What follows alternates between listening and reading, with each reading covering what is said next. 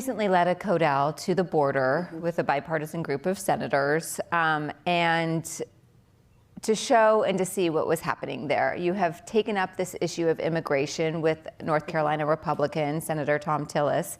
So first I want to ask you, where has the administration fallen short when it comes to immigration/border security? That's a good question.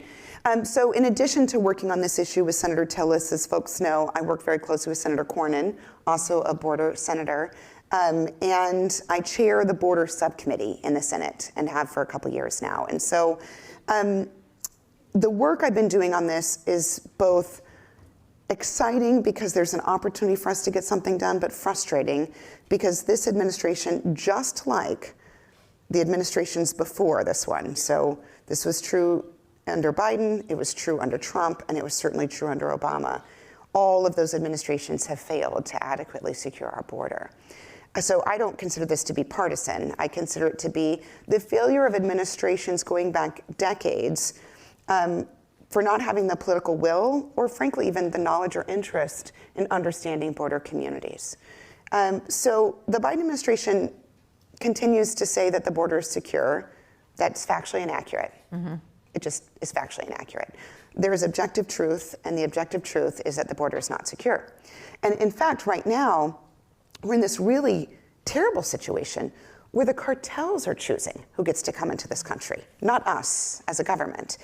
And that gives a lot of power to the cartels. They raked in over $5 billion by charging migrants insane amounts of money to come into this country with no promise of a long-term path to regularization or citizenship. And that's unfair to those individuals.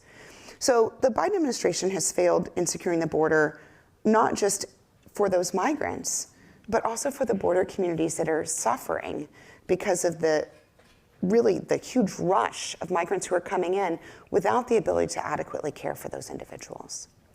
So I have been calling on the administration to do their job and actually provide border security with the tools that we have given them year in and year out.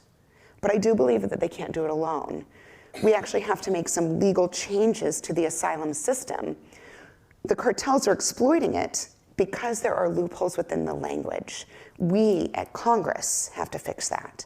So rather than spending a lot of time blaming one administration versus the other, because there's plenty of blame to go around, I would suggest that we focus on problem solving and say, look, the administration does need to do its job in using the tools that we've given them, the dollars we've appropriated, which we did again in December, to make sure they have the funds they need to do this security work and the humanitarian work.